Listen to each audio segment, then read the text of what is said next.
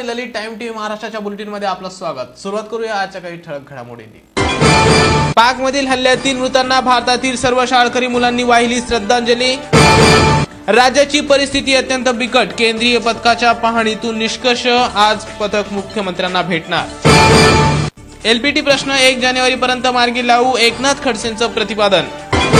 आणि पॅकेजच्या नावाखाली सरकारनं फक्त शेतकऱ्यांच्या तोंडाला पानं पुसली, स्वाभिमानीच्या सदाभाऊ खोत यांचं टीकास्त्र। आणि आता वळूया सविस्तर वृत्ताकडे। पाकिस्तानमधील लष्करी शाळेवर झालेल्या आतंकी हल्ल्यात या शाळेतील 100 वर जास्त निरपराध शाळकरी विद्यार्थ्यांना आपल्या जीवाला मुकावं लागलं। या हल्ल्याचा संपूर्ण जगाकडून निषेध व्यक्त होत असतानाच आज भारतात सर्व शाळांमधील विद्यार्थ्यांनी या घटनेत मृत पावलेल्या मुलांना श्रद्धांजली अर्पण केली। मंगळवारी झालेल्या या हल्ल्यानंतर भारताचे पंतप्रधान नरेंद्र मोदी यांनी पाकिस्तानचे पंतप्रधान नवाज शरीफ यांना फोन करून पेशावर येथील हल्ल्यात बळी गेलेल्या प्रति शोक व्यक्त केला। दहशतवादाविरोधातल्या लढाईत भारत पाकिस्तान सोबत ठामपणे उभा आहे, असं आश्वासन मोदींनी पाकिस्तानचे पंतप्रधान नवाज शरीफ यांना दिलंय। दरम्यान पंतप्रधान नरेंद्र मोदी यांनी आवाहन केल्याप्रमाणे देशभरातल्या शाळांमध्ये आज स्तब्धता पाळली जात आहे। पेशावर मध्ये अतिरेक्यांनी केलेल्या रक्तपाताला भारत आपल्या मौनातून आज उत्तर देत आहे। मौन हा त्या बंदुकीतून निघणाऱ्या गोळ्यांच्या आवाजापेक्षाही भयान आहे। त्यामुळे प्रत्येक शाळेतली मुलं आज पेशावर मध्ये मृत्युमुखी पडलेल्या आपल्याच मित्रांना आदरांजली वाहत आहे। भारताची राजधानी नवी दिल्लीपासून 800 किलोमीटर दूर असलेल्या पाकिस्तानच्या पेशावर शहरात दहशतवादी हल्ला झाला। पेशावर मधील आर्मी स्कूलला काल दहशतवाद्यांनी टार्गेट केलं होतं। यामध्ये 132 विद्यार्थ्यांसह 141 जणांचा मृत्यू झालाय, तर 122 जण जखमी आहेत। या हल्ल्याची जबाबदारी तहरीक-ए-तालिबाननं घेतली असून हल्ल्यात शाळेत घुसलेल्या सर्व 9 अतिरेक्यांना ठार करण्यात लष्कराला यश आलं आहे। केंद्राकडून राज्यात दुष्काळग्रस्त भागाची पाहणी करण्यासाठी दाखल झालेल्या पथकानं बीड जिल्ह्याची पाहणी केली। यावेळी जिल्ह्यातील अंबाजोगाई, परळी तालुक्यातील शेतीची प्रत्यक्ष पाहणी करून उपस्थित शेतकऱ्यांशी दुष्काळी परिस्थिती संदर्भात संवाद साधून त्यांनी त्यांचं म्हणणं जाणून घेतलं।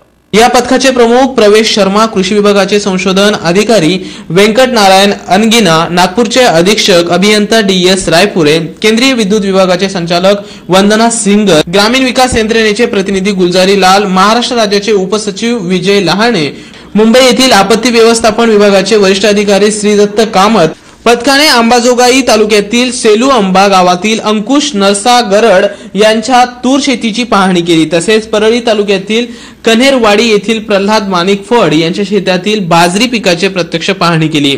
यावेळी उपस्थित नुकसानग्रस्त शेतकऱ्यांकडून त्यांच्या समस्या जाणून घेऊन त्यांना शेतीबरोबरच जोडधंद्यावर भर देण्याविषयी मार्गदर्शन केलं। या पथकानं राज्यातील बऱ्याच भागांची पाहणी केल्यानंतर महाराष्ट्रातील परिस्थिती ही बिकट असल्याचं मान्य केलंय। आज हे पथक मुख्यमंत्र्यांची भेट घेणार आहे। त्याआधी या पथकानं राज्यातील अधिकाऱ्यांशी चर्चा केली। राज्यातील दुष्काळाची पाहणी केल्यानंतर केंद्रीय समिती केंद्र सरकारला आपला अहवाल सादर करेल। त्यांच्या पाहणीत महाराष्ट्रात जे चित्र दिसलं ते खरंच भयानक असल्याचं समितीनं मान्य केलंय। अधिकाऱ्यांसोबतच्या बैठकीत विविध विषयांवर चर्चा करण्यात आली। यावेळी राज्यातल्या अधिकाऱ्यांनी केंद्राच्या यादीत आणखी काही गावांचा समावेश करावा आणि शेतकऱ्यांना तातडीनं मदत मिळावी अशी मागणी समिती सदस्यांकडे केली आहे।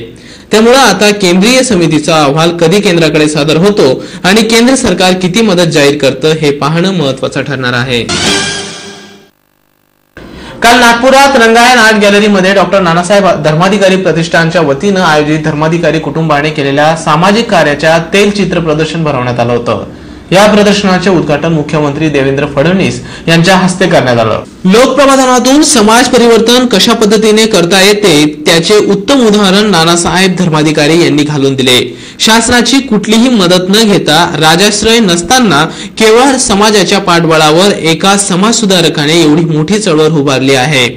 लाखो लोकांच्या जीवनामध्ये परिवर्तनाचा मंत्र देणारे नानासाहेब, आप्पासाहेब आणि सचिन धर्माधिकारी हेच खरे महाराष्ट्र भूषण आणि देशाचे भूषण आहेत, असे गौरव उद्गार मुख्यमंत्री देवेंद्र फडणवीस यांनी यावेळी काढले।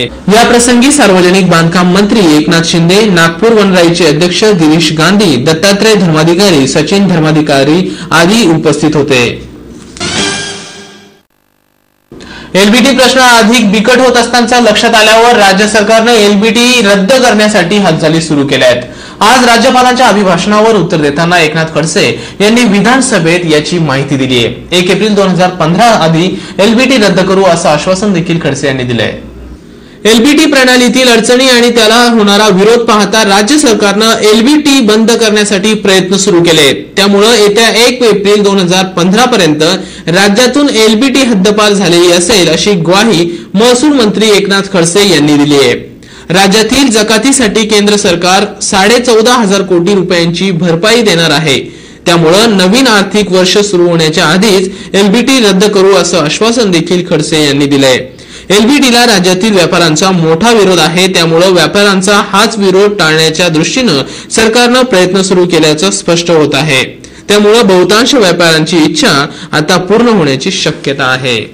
Bureau report, time TV Maharashtra. सरकारनं आतापर्यंत फक्त दुष्काळग्रस्तांसाठी पॅकेज जाहीर केलंय, परंतु गारपीटग्रस्तांसाठी तत्काळ पॅकेज सरकार जाहीर करणार होतं. मात्र प्रत्यक्षात असं झालेलं नाही. पॅकेज जाहीर करून राज्य सरकार फक्त शेतकऱ्यांच्या तोंडाला पानं पुसत असल्याची परखड टीका मित्र पक्षातील स्वाभिमानीचे नेते सदाभाऊ खोत यांनी केली आहे. मुंबईहून पुण्याच्या दिशेने येणाऱ्या ट्रकने रस्त्याच्या मधोमधच अचानक पेट घेतला. ट्रकनं पेट घेतल्यानंतर ट्रक चालकानं बाहेर उडी मारल्यानं सुदैवानं दुर्घटनेत कुणीही जखमी झालं नाही. अग्निशमन दलाच्या गाड्या जागेवर पोहोचेपर्यंत हा ट्रक जळून खाक झाला होता. त्यामुळे या ठिकाणी लाखोंचं नुकसान झालंय. अचानक पेट घेतलेल्या ट्रकमुळे एक्सप्रेस हायवेवर मुंबईकडून पुण्याच्या दिशेने जाणारी वाहतूक बंद ठेवण्यात आली होती. ही घटना ओझरडे गावाजवळ संध्याकाळी 6च्या सुमारास घडली. एसी गॅस सिलेंडर आणि कपडे घेऊन येणाऱ्या ट्रकने अचानक पेट घेतला. ट्रकमध्ये कपडे असल्याने ही आग भडकली. त्यातल्या एसी गॅस सिलेंडरचे स्फोट होत असल्यानं याच रस्त्यावरची वाहतूक थांबवण्यात आली होती.